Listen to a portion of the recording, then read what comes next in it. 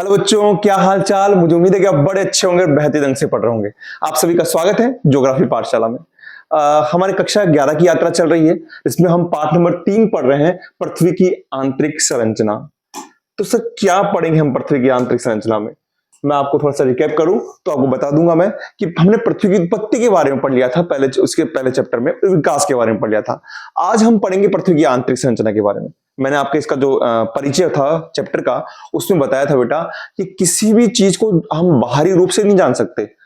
जैसे मान लीजिए एक व्यक्ति होता है, उस व्यक्ति को आप बाहर से नहीं देख सकते, उसके अंदर उसके गुण भी देखेंगे आप, है ना। उसके आंतरिक गुण क्या होते हैं। जैसे किसी की अगर बीमारी देखनी हो, मैंने बताया जैसे किसी को पीलिया हो रहता है, तो आपको अंदर के देखना पड़ेगा कि अंदर उसको क्या परेशानी है। उसी प्रकार पृथ्वी को अगर पूरी तरीके से जानना है ना, तो आंतरिक संरचना के बारे में जानना हमको होगा। ठीक है, ये हमारे लिए मेन मुद्दा है।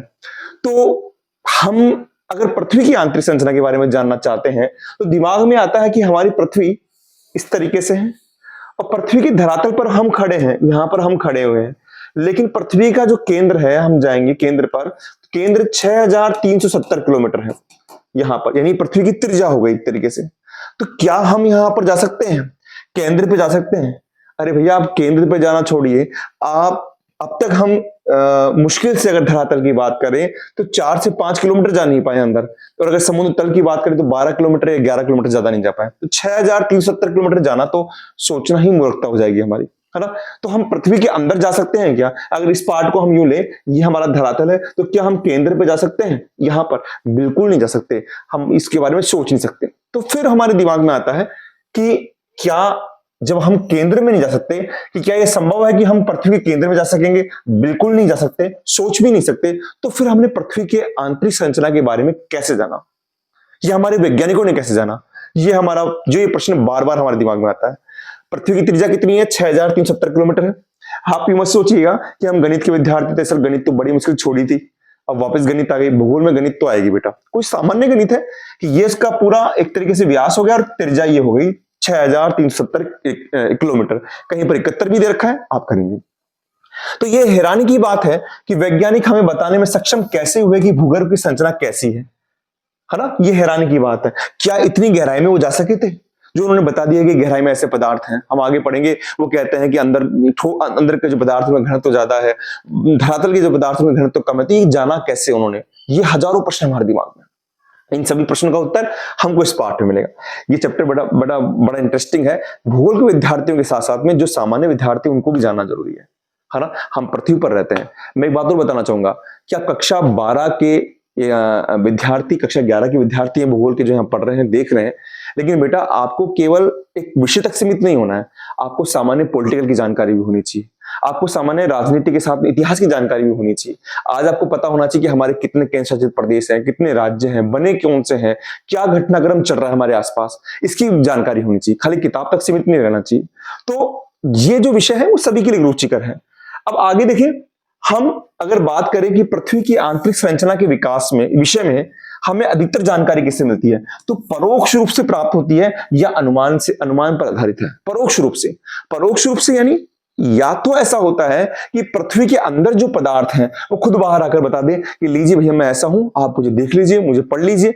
हाँ, चट्टाने बाहर आकर आती है, जैसे ज्वालामुखी में आती है, बाहर से लावा निकलता है, ये आपकी पृथ्वी है, और यहां से लावा निकल गया और यहां पर आके बता दिया, आपने पढ़ लिया कि हाँ हाँ ठीक है भाई, पृथ्वी की आंतरिक संरचना ऐसी है।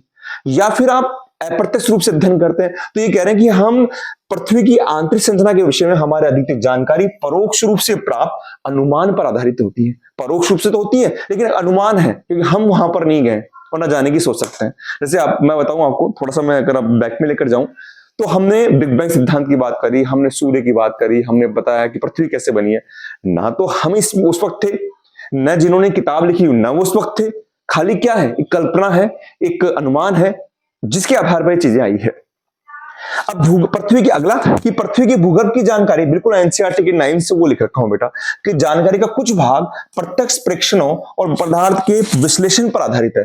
प्रत्यक्ष प्रेक्षणों का मतलब है कि जो हम सामने देख रहे हैं, ज्वालामुखी से पदार्थ निकला है उनसे, और जो पदार्थ बाहर निकला है उसका अध्ययन करके, यानी पदार्थ के विश्लेषण से हम पृथ्वी की जानकारी दे सकते हैं। ठीक है, तो पृथ्वी की जानकारी का हमने समझ लिया कि जो प्रत्यक्ष प्रेक्षण, यानी प्रत्यक्ष से जो चीजें बाहर आ रही है उनको पढ़कर, और जो पदार्थ आ रहा है उसका अध्ययन करके हम इसके बारे में जान सकते हैं।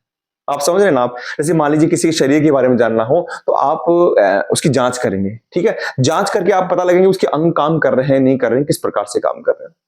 अच्छा, अब हम इसमें सबसे विशेष बात देखें कि हमारी भूगर्भ की जानकारी के साधन कौन कौन से हैं सर?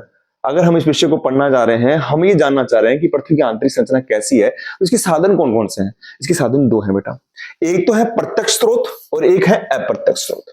स्रोत का मतलब जानते हैं आप कि वह चीजें, वह तथ्य जो हमको बता रहे हैं, जानकारी दे रहे हैं। देखिए प्रत्यक्ष में क्या आएंगे? धरातली चट्टानें आएगी। इसके बारे में बड़े विस्तार से पढ़ेंगे, मैं थोड़ा सा एक बार बता रहा हूं आपको। धरातली चट्टान कैसे? जैसे मान लीजिए यहां पर काली चट्टान है, काली मिट्टी की चट्टानें हैं, तो क्या आप ये मान सकते हैं कि काली मिट्टी की चट्टान यहां पर है तो क्या अंदर और कोई चट्टान होगी? बिल्कुल नहीं सर, अंदर भी काली मिट्टी की चट्टान होगी। यानी अगर आप पृथ्वी के धरातल पर जो चीजें देख रहे हैं तो उसका जो प्रतिफल है, हमने एक पढ़ा भी था लाइन कि धरातल का जो विन्यास होता है उस पर पृथ्वी के भूगर्भ के विन्यास का प्रभाव होता है। तो यानी हम जब धरातल की चट्टानों का अध्ययन करेंगे तो हमें अंदर की भी जानकारी हो जाएगी। यहां पर अगर जलोढ़ मिट्टी का विकास है तो अंदर भी हमको जानकारी हो जाएगी। तो यानी धरातल चट्टानों का अध्ययन करके जो प्रत्यक्ष रूप से हमको दिख रही है उससे हम पृथ्वी की आंतरिक संरचना के बारे में बता सकते हैं। आप समझ रहे हैं चीज को? खनन कार्य देखिए आप, खनन हम करते हैं, खनन कहां करेंगे? खनन हवा में तो करेंगे नहीं, खनन कहां होगा? खनन सर ये धरातल है, यहाँ पर पेड़ पौधे हैं, तो खनन तो हम गहराई में करेंगे। बिल्कुल सर, गहराई में करेंगे, है ना? गहराई में करते जाएंगे, यहाँ पर हमारा खनन कार्य होता जाएगा। बिल्कुल सर। अब जो खनन कार्य होगा अंदर हम जाएंगे, जैसे आपने पिक्चर देखिए, थोड़ा सा रिलेट किया, केजीएफ पिक्चर देखिए, उसमें खनन कहां होता है? माइनिंग्स में, यानी सुरंग के अंदर नीचे जा रहे हैं, वहां से खनन कार्य होता है। जब खनन कार्य के अंदर आप जाएंगे तो वहां चट्टानें भी मिलेगी हमको, उन चट्टानों का अध्ययन भी करेंगे, तापमान भी बढ़ेगा, कई चीजें होगी। तो जो चट्टानें मिलेगी उससे हमको पता लगेगा कि हाँ पृथ्वी की आंतरिक संरचना ऐसी है। समझ रहे हैं आप? ज्वालामुखी विस्फोट, ज्वालामुखी विस्फोट से मतलब कि जैसे मान लीजिए पृथ्वी है, क्या धरातल है, ये पेड़ पौधे हैं, और यहां से एक मैग्मा चैम्बर से लावा निकला है और लावा से ये पदार्थ बाहर आ गए हैं, सारे पदार्थ बाहर आ गए हैं, और इन पदार्थों का अध्ययन भी हम कर सकते हैं प्रत्यक्ष रूप से। खुद आके बता रहे हैं कि हमारा अध्ययन कर लीजिए। ये सब प्रत्यक्ष स्रोत है, इसके बारे में हम पाठ में बड़े डिटेल से पढ़ेंगे बेटा, मजा आएगा आपको उस पाठ के अंदर, मैं यकीन दिला रहा हूं आपको। अप्रत्यक्ष स्रोत तापमान, तापमान अप्रत्यक्ष स्रोत है, वही खनन कार्य करेंगे। लेकिन हम जब देखेंगे, देखिए तापमान का अगर हम थोड़ा सा देखें कि तापमान हमारे पृथ्वी के अंदर अगर गहराई में जाते हैं तो तापमान बढ़ता है, और अगर हम वायुमंडल के ऊपर जाते हैं तो तापमान घटता है ना? सामान्य ताप पतन कहते हैं, ये सब बातें हमारी होगी। तो तापमान जब बढ़ रहा है अंदर जाने पर, जब हम खनन कार्य कर रहे हैं तो तापमान अंदर बढ़ रहा है, तो हम सोचते हैं कि अंदर इतना तापमान जा रहा है, 100 मीटर पे इतना तापमान बढ़ रहा है, तो 200 पे और ज्यादा होगा। 500 मीटर पे जाने पे 200 100 पर इतना है, फिर 200 पे और ज्यादा होगा, 300 पे और होगा, यानी अंदर जाने पे तापमान बढ़ता है, वही दबाव भी बढ़ता है, ये भी चीजें हम पढ़ेंगे, और घनत्व भी बढ़ता है। ठीक है, तो इनसे अप्रत्यक्ष स्रोत है ये चीजें, ना तो आपको तापमान दिख रहा है ना आपको दबाव दिख रहा है, लेकिन ये अप्रत्यक्ष स्रोत है, उससे हमें पृथ्वी की आंतरिक संरचना के बारे में जानकारी मिल रही है। उल्काएं, उल्काएं क्या है ये हम पढ़ेंगे, जो उल्का पिंड आते हैं ना उसके बारे में बड़े विस्तार से पढ़ेंगे, जहां पर बात करेंगे। गुरुत्वाकर्षण बल के बारे में पढ़ेंगे हम, कि गुरुत्वाकर्षण बल है, हम शुरू से पढ़ रहे हैं कि जब ग्रहों का निर्माण होता है तो ग्रहणों ने अपने आकर्षण बल के कारण पदार्थों का आकर्षण किया, जिससे ग्रहों का निर्माण हो, वो पढ़ेंगे। चुंबकीय क्षेत्र पढ़ेंगे, और भूकंप के संबंधी जितनी भी प्रक्रिया हैं, भूकंपीय तरंगे हैं, उन सब के बारे में पढ़ेंगे। तो ये तो आपके प्रत्यक्ष स्रोत हो गए सर, और ये आपके अप्रत्यक्ष स्रोत हो गए। इन सब के द्वारा हम पृथ्वी की आंतरिक संरचना के बारे में पढ़ेंगे। मुझे उम्मीद है कि बेटा हम क्या पढ़ने जा रहे हैं आपको समझ में आ रहा है, आपके पास बिल्कुल क्लियर होना चाहिए, क्रिस्टल साफ होना चाहिए कि पृथ्वी की जानकारी के दो स्रोत होते हैं, एक तो प्रत्यक्ष, एक अप्रत्यक्ष। प्रत्यक्ष में धरातली चट्टान है, खनन कार्य है, ज्वालामुखी विस्फोट है, और यहां पर तापमान है, दबाव है, घनत्व। क्योंकि आप देखिए तापमान नहीं दिखता इसलिए अप्रत्यक्ष में है, दबाव नहीं दिखता, घनत्व नहीं दिखता, उल्काएं वहां से आ रही है, अंतरिक्ष से आ रही है, गुरुत्वाकर्षण बल भी नहीं दिखता, लेकिन आप उससे आप जानकारी कर सकते हैं, सिर्फ तो अप्रत्यक्ष में रखा है। चुंबकीय क्षेत्र, भूकंप संबंधी क्रियाएं, क्योंकि भूकंप में जो पी तरंग निकलती है, एस तरंग निकलती है, वही तो सबसे अच्छा तरीका होता है, हम आगे पढ़ेंगे। तो ये सब अप्रत्यक्ष स्रोत में आ रही है, जो दिखती नहीं है अप्रत्यक्ष स्रोत में, जो प्रत्यक्ष दिख रही है वो प्रत्यक्ष स्रोत में। मुझे उम्मीद है कि आपको पाठ की थीम समझ में आ गई होगी। हम नेक्स्ट वीडियो में पढ़ेंगे, पूरे प्रत्यक्ष स्रोत के बारे में पढ़ेंगे। आप इस चैप्टर को पढ़िए, और मैं यकीन दिला रहा हूं बेटा, आपको एक बात बता देता हूं मैं आपको, आप 11th क्लास की भूगोल पढ़ रहे हैं, आपके पास में किसी के पास पॉलिटिकल भी होगी, किसी के पास इतिहास भी होगी। अगर आप 12th का, अगर आप स्कूल लेक्चरर का एग्जाम दे रहे हैं, अगर आप कॉलेज लेक्चरर का एग्जाम देते हैं, प्रोफेसर का एग्जाम भी देते हैं, तो ये चीजें आपको दोबारा पढ़नी पड़ेगी और यहां से क्वेश्चन आएंगे। तो बड़े ध्यान से पढ़िए, देखिए, बड़ा मजा आएगा। तो मिलता हूं नेक्स्ट क्लास में इसी जोश के साथ में। बस अपना प्यार, अपना विश्वास मुझ पे बनाए रखें। ओके बेटा, थैंक यू।